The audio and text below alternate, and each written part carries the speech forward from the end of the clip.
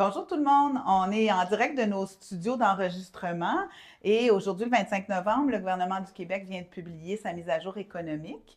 Euh, Comme vous le savez probablement, on avait eu vent que le gouvernement voulait remettre des sous dans la poche des Québécois et le professeur Godbout avait prédit, entre autres, peut-être une baisse du taux de cotisation de la Régie des rentes. Eh bien, c'est ce qui a été annoncé dans les mesures, hein, Mélanie? On a baissé le taux à compter de 2026 à combien? Oui, c'est ça. On baisse le taux, dans le fond, actuellement, pour les années avant le 1er janvier 2026, il était à 10,8, donc 5,4 pour l'apport employeur, 5,4 pour l'apport employé. Là, on le descend à 10,6. Donc, qu'est-ce que ça veut dire? L'employé va devoir cotiser 5,3 et l'employeur 5,3 également. Et ça, c'est pour le régime de base uniquement qu'on vient toucher le taux de cotisation. Ah, et c'est en lien avec l'analyse actuarielle, Oui, hein? c'est ça. Il y a une nouvelle, enfin, une nouvelle évaluation actuarielle qui a été déposée il y a même quelques jours, quelques semaines, au 31 décembre 2024. Puis la santé financière est très bonne.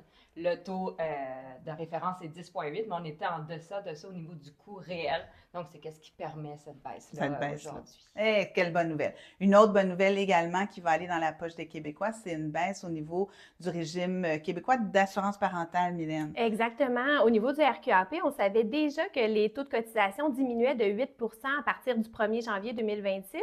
Maintenant, ils vont diminuer de 13 à partir du 1er janvier 2026. Donc, on parle de tous les taux, là, employés, employeurs, travailleurs autonomes.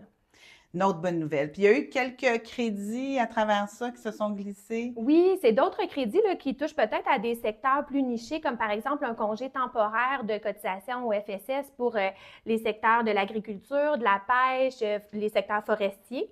Puis il y a d'autres crédits là, qui s'appliquent à des régions précises et tout ça. On va analyser tout ça, puis on va vous revenir avec plus de détails à ce niveau-là. Oui, tout à fait. Puis finalement, ben, comme à son habitude, les paramètres d'indexation ont été publiés et le taux pour cette année va être, pour l'année 2026, pas cette année, mais 2026 va être de 2,05 Alors, restez à l'affût. On vous revient avec plus de détails éventuellement.